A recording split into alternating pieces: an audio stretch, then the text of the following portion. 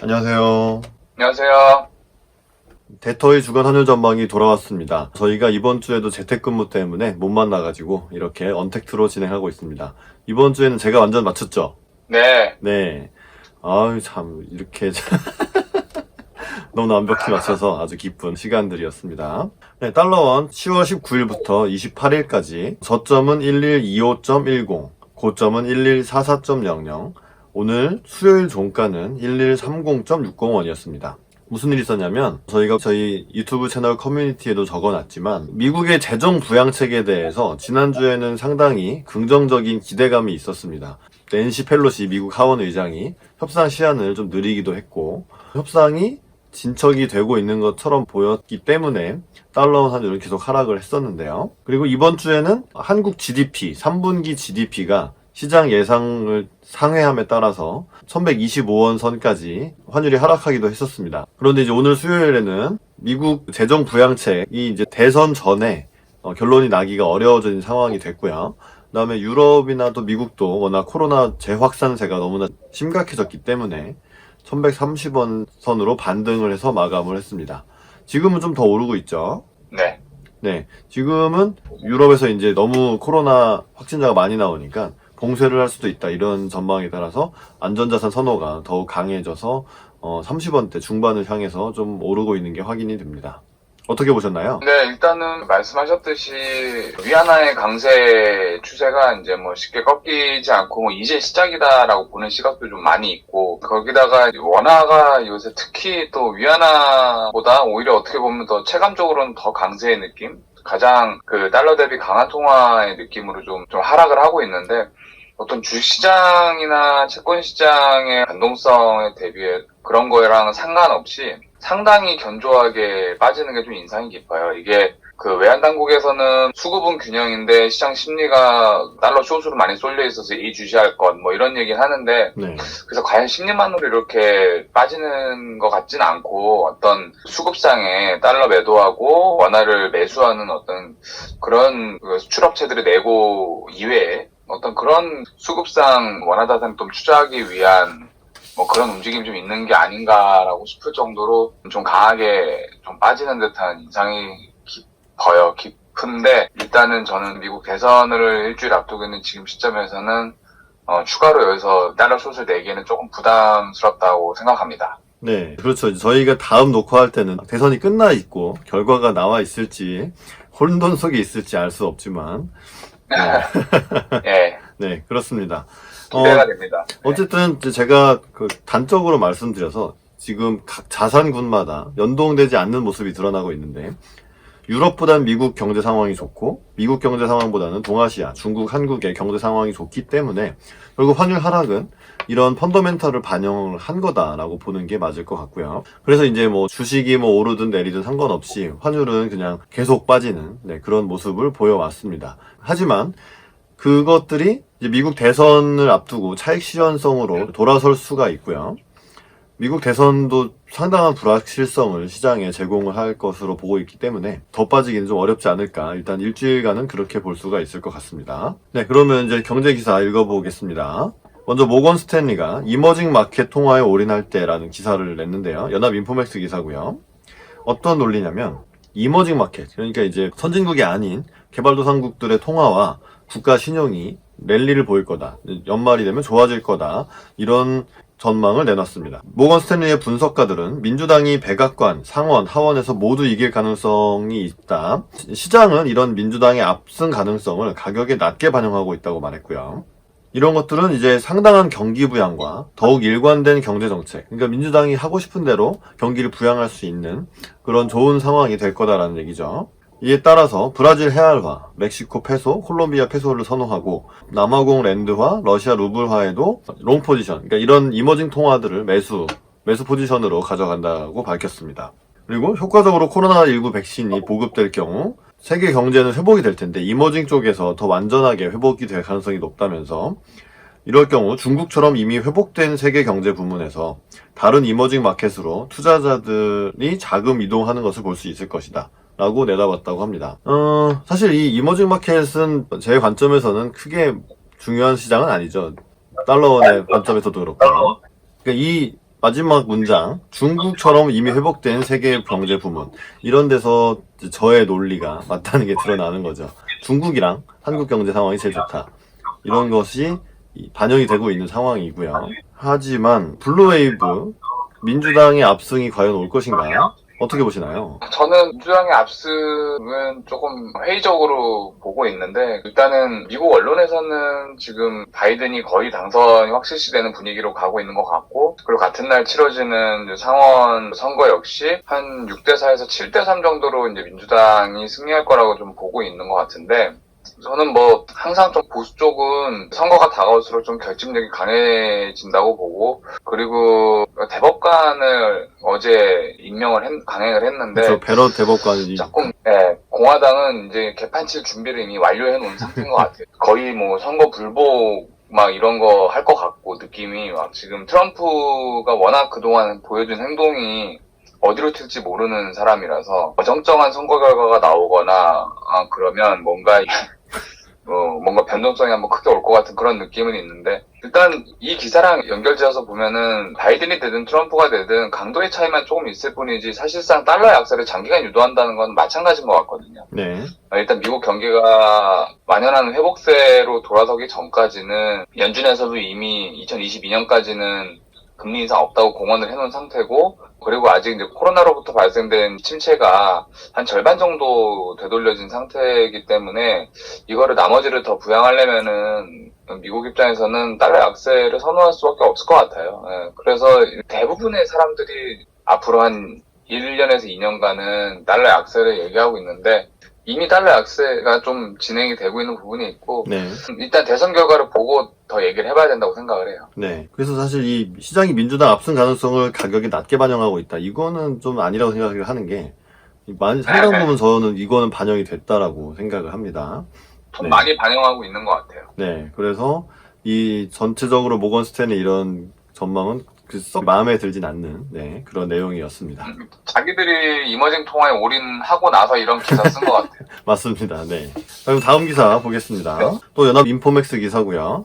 로버트 실러라는 미국 예일대 교수가 낮은 투자자 자신감이 높은 가격이 시장 붕괴 위험을 높이고 있다. 이런 제목의 기사가 나왔습니다. 투자자들의 지금 자신감은 낮은데 자산 가격은 매우 높은 수준에서 움직이고 있다고 발언을 했고요.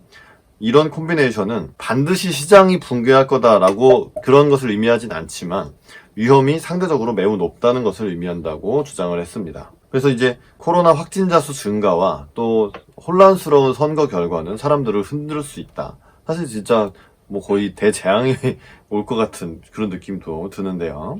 그래서 이제 지난번에 붕괴할 때도 사실 잘 오르다가 갑자기 뭐 중국, 한국에서 좀 먼저 시작이 됐지만 유럽 쪽에서 확산이 급속도로 되면서 시장이 붕괴했던 거 아니겠습니까?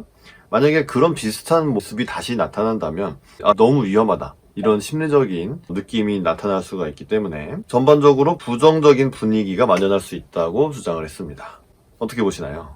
네, 부정적인 분위기는 이미 조성이 된 것 같고, 일단 10월에 글로벌 주식이 별로 안 좋잖아요. 네. 그리고 우리나라 이제 코스피, 코스닥도 10월에 좀 하락세로 돌아서는 느낌이고, 어떤 인터넷 커뮤니티나 주변 사람들의 얘기를 봐도 뭔가 빅히트 상장 이후에는 주식에 대한 관심도가 확 떨어진 그런 맞습니다. 느낌? 네. 뭔가 주가가 안 오르니까 신나는 일도 없고, 그리고 뭐 주식 더 빠지는 거 아니냐, 약간 이런 부정적인 얘기도 슬슬 오고, 그전에는 막 그냥 무조건 떡상 얘기만 했거든요. 네. 근데 이제 슬슬 이제 분위기가 좀 음봉이 보이기 시작하니까 사람들도 좀 음울해지는 좀 그런 느낌이 좀 있어서, 어떤 실러 교수가 뭐 자신감 지수를 뭘 어떻게 만들었는지 모르겠는데 이분은 지수를 많이 만들었어요. 노벨 경제학상 수상하신 분인데 맞아요. 케이스 실러 지수라고 주택가격 지수가 미국에서 공식적으로 쓰이는 지수가 이분이 만든 거로 알고 있거든요. 네. 그래서 이분은 많은 거를 만든 사람인데 지금 자신감은 많이 낮아져 있는 거 맞는 것 같고, 그 다음에 밸류에이션 높은 거는 이미 뭐 몇 개월 전부터 계속 그런 얘기는 나왔으니까.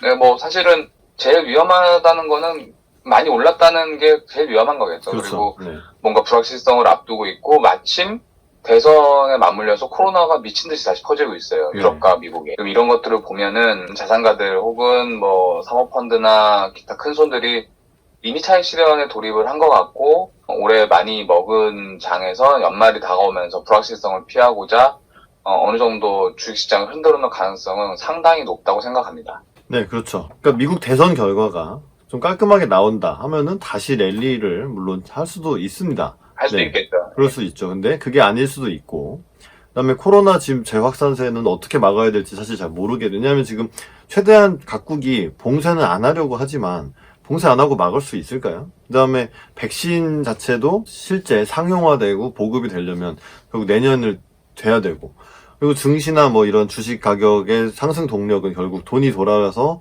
돈이 풀려야 되는데 미국 재정 부양책은 지지부진한 상황.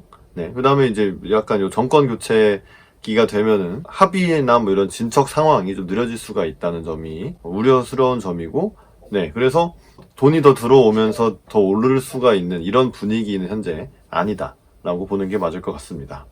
네.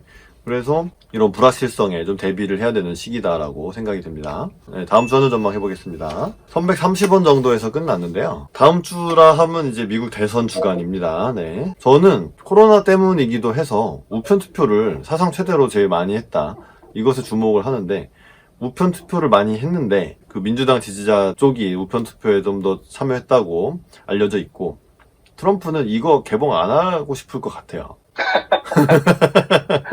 어떻게든 무효화를 한다든지. 아니 지금 그러니까 대법관 인준이 결국 끝났다는 것은, 그래서 연방대법원에 보수가 6, 진보가 3이 됐다는 것은, 그리고 트럼프는 이거 진짜 목숨 걸고 할 것 같습니다. 그리고 최근에는 여론조사 격차가 좀 줄어들었다, 이런 기사들도 나오고 있어서 깔끔하게 민주당의 압승으로 끝나지 않는 그럴 가능성이 높아지고 있다라고 생각이 됩니다. 그리고 달러원의 경우에는 1125원 정도까지 빠졌었는데 이제 이런 불확실성을 먹고 다시 반등할 때가 됐다. 네. 그리고 당국에서도 워낙 강세 속도가 빨랐기 때문에 하단을 좀 방어하려는 그런 구두 개입성 발언들이 나오고 있죠. 이런 것들은 결국 달러원의 반등을 가져올 수가 있다라고 생각을 해서 저는 1125원에서 변동성이 어찌 될지 모르겠지만 1155원까지 좀 넓지만 미국 대선이 있다는 것을 감안을 해서 25원부터 55원까지로 해서 상승하는 그런 장세를 전망해 보겠습니다. 어떻게 보시나요? 네, 역시나 빅 이벤트를 앞두고는 뭐 예측의 의미가 있을까 싶은데 그렇죠. 또 4년 전이 생각이 나요. 그때 환율이 어마어마하게 올랐던 기억이 있거든요. 일단은 지금 제가 보는 시장의 느낌은 민주당이 이길 것 같다라는 생각은 다들 하고 있어요. 일단 바이든이 이길 것 같다는 시장이 한 9대1 정도로 반영을 하고 있는 것 같고, 네.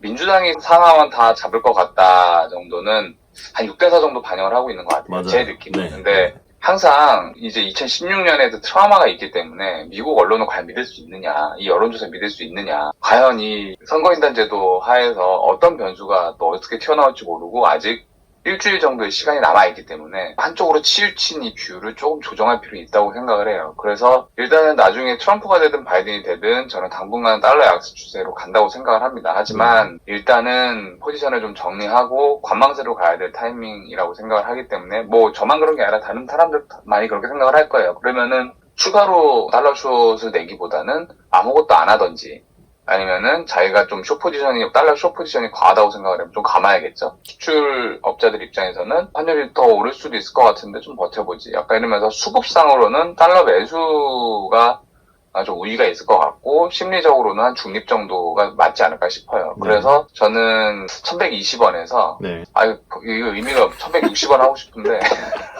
제가 지난번 1300원 맞췄듯이 한번 해보세요. 근데 이거는 너무 넓어서 이거 못 맞추면 바보 같은데, 아무튼 1120원에서 네. 60원 저는 하세요. 한 1150원으로 하겠습니다. 50원. 네. 네, 이건 사실 저희가 말씀드리지만 이거 맞추고 안 맞추고의 그 문제보다는 시장을 바라보는 뷰가 이렇다라는 정도로만 이해를 해주셨으면 좋겠어요. 맞습니다. 이번 주는. 네, 네. 결국 상승을 할 것 같은데 그 변동 폭이 얼마나 될지는 네, 네. 알 수가 없고, 네. 네, 뭐 그건 가늠이 안 된다. 그런 점에서 이번 주는 저희 둘이 전망이 일치한다고 할 수 있겠네요. 네. 네. 아무튼 이제 사실 시장 대세는 민주당이 대통령, 상원, 하원 다 가져간다를 이미 가격에 반영하고 있는데, 여기서 하나 트럼프가 대선을 어떻게 뒤틀어 버릴 수도 있고, 뭐 그런 시장의 메인 시나리오와는 다른 상황이 전개될 가능성도 염두에 두어야 할 것 같습니다. 어떻게 되는지는 같이 지켜보도록 하시죠. 저희 방송이 도움이 되셨다면 저희 댓글도 달아주시고 좋아요도 눌러주시고 구독도 해주시면 저희한테 큰 도움이 되겠습니다. 부탁드리고요. 저희들의 의견은 개인 의견이고 저희들이 다니는 각각의 은행과는 아무런 상관이 없습니다. 투자는 여러분 개인의 판단에 의해서만 하시는 것이고 저희들의 의견은 꼭 참고만 해주시기를 부탁드리겠습니다. 그러면 대터의 주간 환율 전망은 다음 주에 다시 돌아오겠습니다. 시청해주셔서 감사합니다. 감사합니다.